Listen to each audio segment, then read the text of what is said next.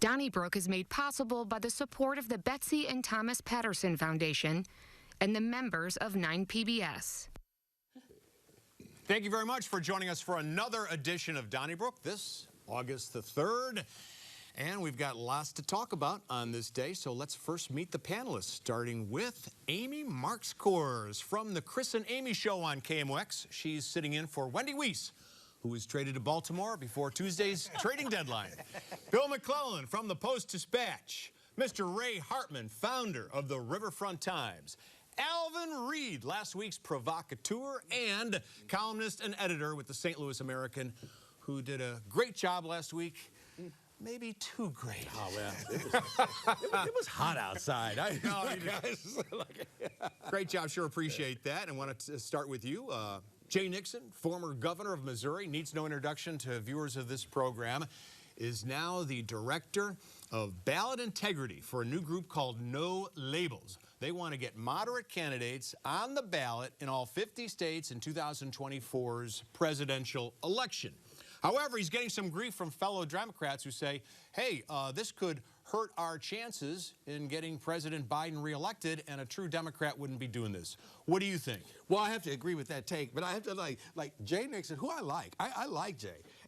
But it's like every 5 years, going back to when he was running for Senate and he was going into the voluntary transfer program, it's like every 5 years I'm either just going off on him or really supporting something he did. Well, this is a bad idea. And I like moderation.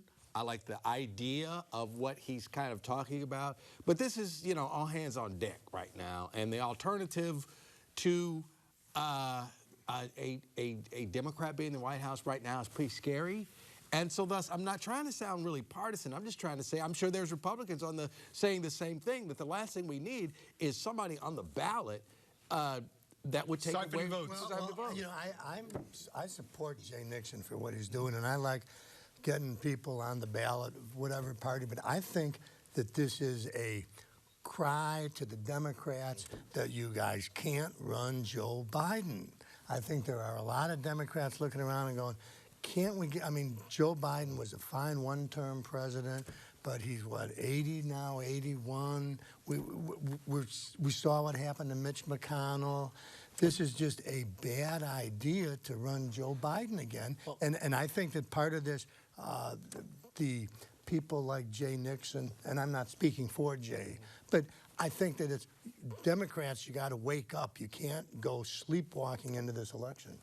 Yeah, but why is Joe Biden who the Democrats are offering up? Because everyone has told me, oh, the GOP has lost its mind. And yeah, you're right. The party's lost its mind. We have Trump. Okay, that's what we're dealing with. But if the Democrats are supposed to be the party that has it together, they're the cooler party, the younger party, why is Joe Biden it? I agree with you, Amy. I can't answer. In the primary in 2020, I said on the radio a lot, I thought he should run as one-term Joe. That I thought he should run knowing he's going to be 82 at the end of his first term, that he should just say, I'm running to get the country settled down. That was my stated opinion at the time. It still is. And I'd like to see someone like Gretchen Whitmer or some other governor, perhaps, Gavin Newsom, whoever, in his place. Having said that, I think he's been a good president. And I know that, first of all. And I don't think that, you know, until there's an alternative, the idea of this no labels concept, and when they start talking about candidates like Joe Manchin, you know, I think it is absolutely, I say dangerous because I happen to think that if Donald Trump, who seems to be the nominee for the Republican side, wins, that there may not be a 2028 election. So Ray, I think that's, I think they're playing with fire. Maybe Joe Biden wouldn't have any problems if he moderated his positions and started appealing to moderates. Excuse me, he is a moderate. That's ridiculous. He is a moderate. Unless he finds a way to grow younger. But they're not saying no labels isn't we are going for a younger candidate. We're going for a moderate candidate. I know, but I think that a lot of moderate Democrats like myself are just beside ourselves that we can't run somebody beside Joe Biden. And I think he's just too old, and I think that this whole thing is part of that movement. I don't think it's his. Put it this way: whatever people thought about Ralph Nader in 2000, Al Gore would have been the president if Ralph Nader had not run. So we've been down this path. Good point. And let's not go down it again. Good point. And it's dangerous. Go ahead. Then broaden your appeal.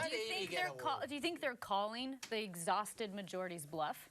Like, that's what the No Labels Party is doing? They know they're not necessarily going to get a candidate on the ballots? I don't know, but I don't think that I don't.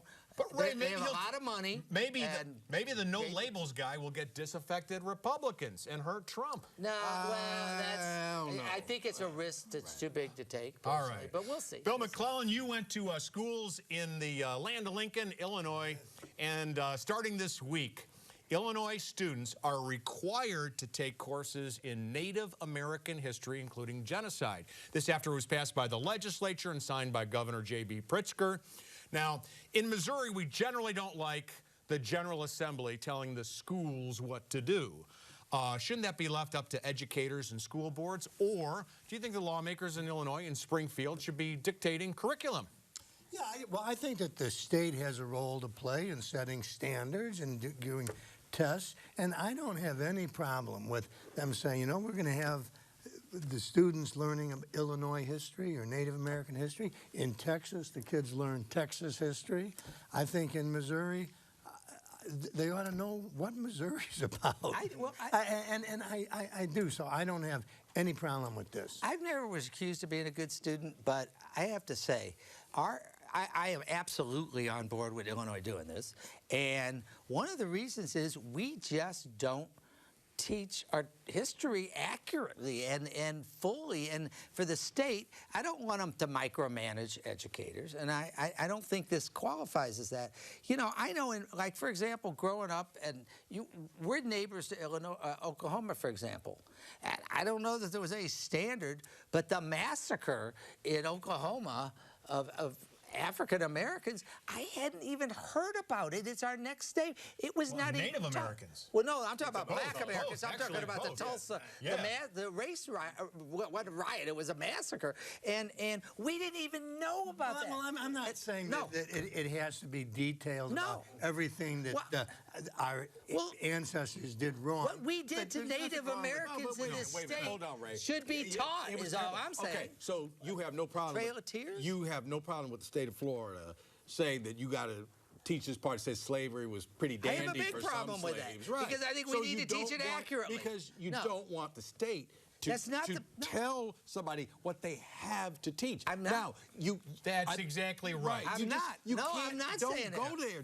We cannot go there. To say there's a difference. What do lawmakers know about education? Excuse me. I mean, seriously, that's number one. But number two, in Illinois, like many states, the reading and the math scores are so low, they're like at 50-year lows. And if there's any change in the curriculum, it should be to augment the skills of the kids who can't read or write. Teaching Native, to say a broad, they did not have a point of view. They basically said we need to teach Native American history. That's not the same as revised. The school board should, if they say, listen, we're going to do this, every individual district has to make this decision. Listen, if there are school districts out there that teach no Black history, I would tell to them that's a shame, but I would not go there and say, like, the state needs to come down here and we disagree. Just because. Amy, what do you think? Go ahead, Amy. Please. No, I think leave it to the school board because you can look at a state like Illinois and say, I agree that these schools should teach Native American history,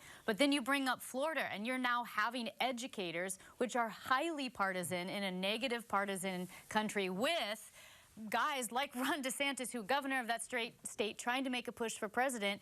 He could then implement school policies that he thinks appeal to his very specific voting base. You can't mix in politics. You just can't with politics. Curriculum. This is just talking about the curriculum. Look, I agree. It's obscene. It's beyond obscene for this creature DeSantis to be talking of, you know, the benefits of slavery. We all know how just disgusting that is. The point is, just because one guy did one disgusting thing to help him get elected, it's a state, and Illinois is a state. And if a legislature, all right, good enough. Let's move on to the next topic. Speaking of states, it turns out, Amy, that Missouri is one of 20 states to have more deaths than births in 2022. And actually, the situation's so bad that there have been more deaths than births for the past 3 years, and we haven't seen that in 100 years. Last year, there were 2,800 more deaths than births in Missouri. What do you think it is? Is it fentanyl? Is it COVID? Is it people deciding not to have kids? You know, I'm generally against like monocausal answers for a question like this, right? It's so big, but you do have to look at trends across the country, and we know that over the past 15 years, fertility rates across the country have dropped around 13–14%. That's significant. We know our country's getting older, and we know we're not unique in this. You're seeing a lot of countries like the Nordic countries or in Europe where they're just aging and people are having fewer and fewer kids. I think some of that is a decision. A lot of that is women are going to college, going to the workforce. It's not like it used to be in the 50s where women were staying home and just having kids. Like now we're deciding, well, we're going to go to college, we're going to work. We might put off childbirth a little bit later. Some people, there's a real antinatalism movement where people are viewing having kids as harmful to the environment, so they're making a decision to have one or two. I also think a lot of people are dying. Like, you're just seeing a lot of people dying with COVID, with illness, deaths of despair have skyrocketed. We've talked about COVID deaths, but opioids and deaths of despair, it's devastating. I don't think it's a problem. I don't think it's a reality. We've talked before about, first of all, this part, just the idea that we're losing population, to me, is a reason to focus more on the quality of life than it is to, like, wring our hands about the inevitable. And again, as somebody who is certainly on the older, I'm, I guess, theoretically part of the problem, because I'll certainly die before having any more kids. Alive, Well, I wouldn't die before having any more kids, so I'm part of the problem. Well, no, but I'm just saying I don't think it's anything to worry about. I think it's... I do. I think it's something to wring our hands about, that we have all these kids like going to WashU, SLU, University of Missouri, and they leave the state.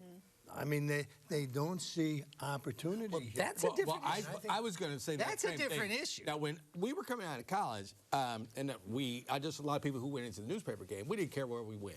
I mean, I did tell Gannett I didn't want to go to Anniston, Alabama, but all right. But we didn't care, and I went to like a Danville, Illinois, and people went all over the country to get started.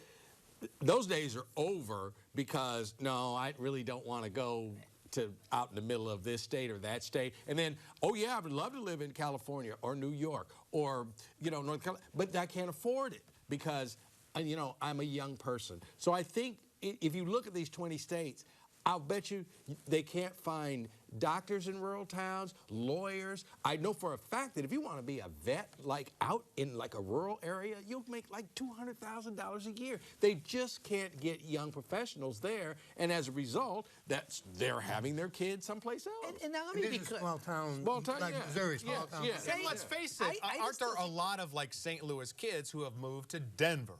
Yes, and are not reproducing here.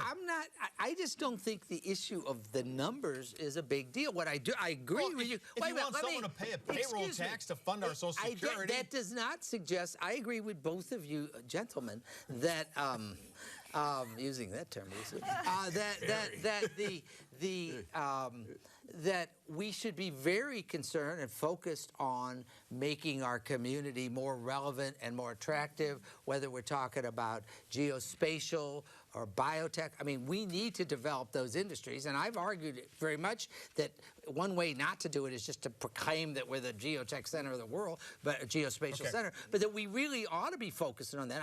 The two aren't mutually exclusive. I just don't think this number is the point that matters. What do you think about Crystal Quade, who's the House Minority Leader in Jefferson City, who is running for governor, right? And Ray, She's saying that there should be a special session in September to take a look at the nuclear waste, its effects, and its victims in the greater St. Louis area. I think Governor Quade is right. I'm just practicing that, Governor Quade. But boy, we'd be better off.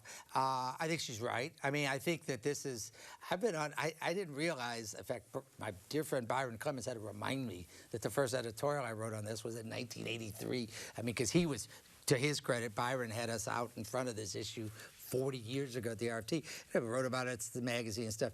There's no question that this is, I think it is by far the worst environmental disaster in the history of St. Louis. I don't even know what second place would be. But the whole issue of Coldwater Creek and now to some Westlake.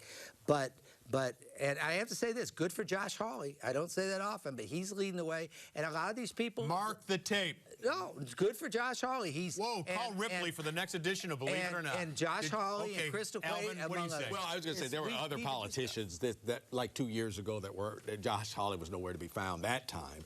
But, you know, like, I'm just saying that Corey Bush and some others, I'm just saying that let's go back 2 years, and there were politicians that were, again, on this. What are they going to do at this special session? They're going to say, like, you know, radiation bad? I think they want to allocate funds, right? I hope they would put some money more behind funds so that the state of Missouri, the EPA, can go into cleaning up But they the could do site. that anyway. I mean, the federal government is responsible for this, and they pretty much admitted that they're responsible for this. Well, so I don't know what the state is. Hey, by the way, didn't Josh Hawley, or was it Eric Schmidt, as Attorney General, enter into that agreement with Republic Services that they were off the hook for just $17 million? Yeah, well, Eric Schmidt's got some explaining to do, but I think that and he's trying to jump on the bandwagon now, but I think that the state of Missouri has been culpable for a long time, and if nothing else, I think they ought to investigate the conduct of our own health department and its failure to Well, maybe they should just try to clean it up. Yeah. Well, cleaning it up is instead obvious. of investigating people's conduct, right? I mean, Yeah. you know, and then it becomes it's just a terrible. No, I It's mean, awful. with an end to trying to forget maybe the cleaning make it up. Forget the cleaning We it need up. money. If it's been going on since 1942 and we don't have a resolution, why not just buy all the property there, send people elsewhere, no more Jana Elementary, none of that, and it'll become a DMZ, you know, demilitarized zone, nobody goes in. Yeah, just like Times Beach. We need money behind health care, and we need money for the people that continue to be affected. I think the state could be part of that, and the federal government could be part of that. Alvin, Reid, what do you think about Lieutenant Colonel Mike Sack, who's now suing the city of St. Louis, saying that he was the victim of reverse discrimination, that he wanted to be the next police chief. He had a high test score. He ranked very high in terms of background, 27 years on the force. And yet, he couldn't even get an interview with Dan Isom, the public safety director. And he says in his lawsuit that the city went with 2 African-American candidates, but one said no thanks, and the other one wanted an Escalade, so they rejected that offer, and they gave it to Robert Tracy. He says that he says that he was denied the ability to be chief because he's white. And the police chief white? I mean, I would start laughing if I was the judge. I said, like, look, you have no case because they hired a white man. And if you want to say, like, well, you know, the first choice was black and the second choice was black, it doesn't matter. A lot of people have been hired to jobs, so you have no idea who got interviewed before you did. That's like me suing Gannett and saying, like, you know, you don't hire black editors. So, like, Alvin, you're business editor of the Lansing State Journal. Well, but your first 2 choices were white. So I think you wanted a white guy. They said, maybe we did, but you got the job. You know, it is a difficult thing when they send a new chief on the witness stand and they say, what race are you? I mean, I get that, but on the other hand, and I was not a fan of Michael Sack getting the job, but the whole selection crew thing was so terrible that the people we hired to find us these candidates, and they got the one guy, remember, he was a black guy, and he wouldn't even come in for an interview. Remember? And then the second black guy had just resigned abruptly from his job, wasn't even at the press conference, they wouldn't take any questions, just the chief has left. How can you hire that guy? So that left them with Sack, the internal choice, and Tracy. I mean, it was done so poorly that I think Sack might have a case. Well, but I don't think you could prove that one of these two gentlemen would have absolutely positively gotten the job. Now, you might have come and said, like, hey, we're negotiating, maybe we'll see, what do you want? And I said, like, I want to escalate, and you could say, like, that ain't happening, plus I don't like your attitude, okay? That's possible. Right. Yeah. However, don't forget, he, along with Larry O'Toole, were the only finalists in the first round, and the mayor herself, I think she ran on it. She said, basically, I want a more diverse field to choose from. Well, this is personal to me, because I don't know, Alvin or Amy, if you can relate to how tough it is on us white guys. Right? I mean, it is the systemic racism against white guys in this country. It's just one of the, and they need to teach it in the schools. Now, if this isn't the dumbest lawsuit in history, it's certainly in the conversation. But what they're saying is, I don't even want to hear what they're saying. Well, the Constitution says you can't hire based on color of skin. Oh my God! Right. I mean, the fact they hired a white guy does kind of hurt the case. I agree. It's going to be tough. Well, they said they did that, or I think Sack was alleging that he was hired so that it didn't look like they were racist. Well, so they hired a white guy. That's a hard argument. So, speaking of hiring and firing. does not say that. But I'm like, okay. Well, the 1964 Civil Rights Act does, right? Well, if the twisted version of it does, I guess now, but no. You can't discriminate based on race. Have you not read the law? Okay, Ray, how about this guy? His name is Yitzi Simon, and he was a homeless advocate. He worked for St. Patrick's Center, and when we were talking about the city removing all those homeless camps on the riverfront, he was out there, and he was trying to prevent the city from removing them. Well, he got fired from his job, he says, in a lawsuit against the mayor because she threatened to take away money from his boss, St. Patrick's Center. What should our viewers know about this one? Well, they can read my Substack tomorrow if I can promote it, because I'm writing about it. And as you know, I'm generally a supporter or ally, whatever you call it, of Tashara Jones. You know, certainly the lawsuit, so we know, is not a wrongful termination. It's the fact that he's alleging that the St. Patrick's Center was pressured by the mayor and one of her deputies to fire him. I mean, that she did that, and that he was fired. And I've got a letter from St. Patrick's Center that seems to support that. I will say this.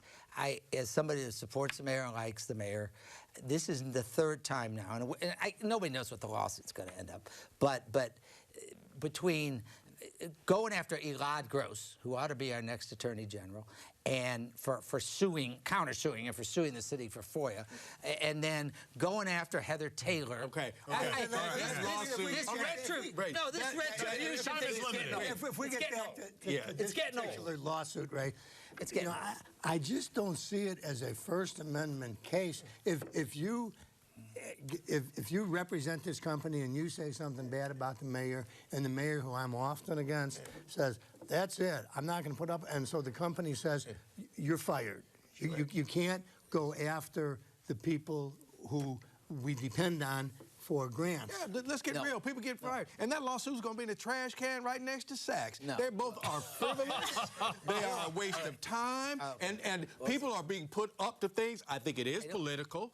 You know, like, where's Ethical Society Police at? They, come on now.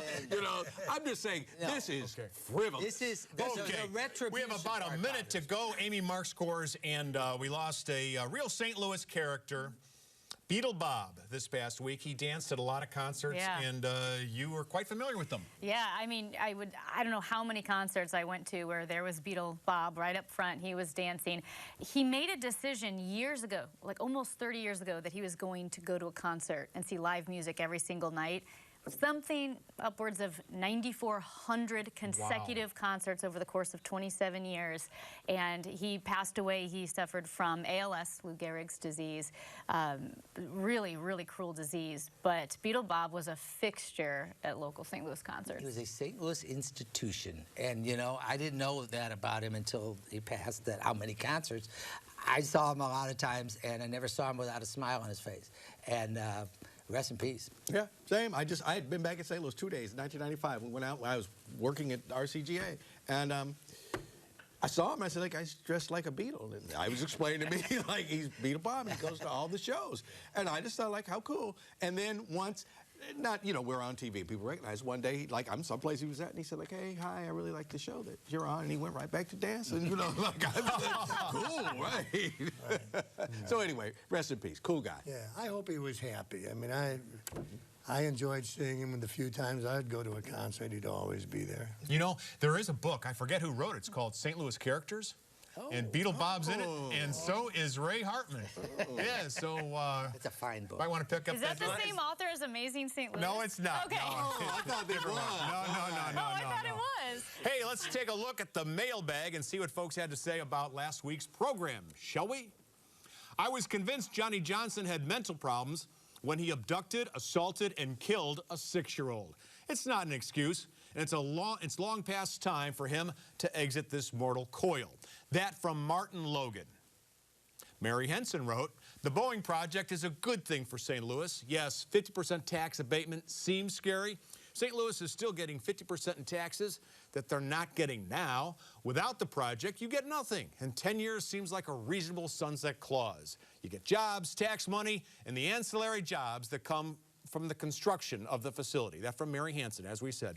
You can write us care of 9 PBS 3655 Olive Street 63108. Don't forget those emails, Donnybrook@9pbs.org. And we love those tweets. Use the hashtag DonnybrookSTL while you're calling the 9 line, 314-512-9094, or listening to us on your favorite podcast source. Why, they would be Apple, Spotify, Google Play, and TuneIn. Thank you very much for joining us. Special thanks to Amy Marxkors from KMOX for sitting in for Wendy Weiss, who'll be back next week. We'll see you all in 7 days. Thanks so much. Donnybrook is made possible by the support of the Betsy and Thomas Patterson Foundation and the members of 9 PBS.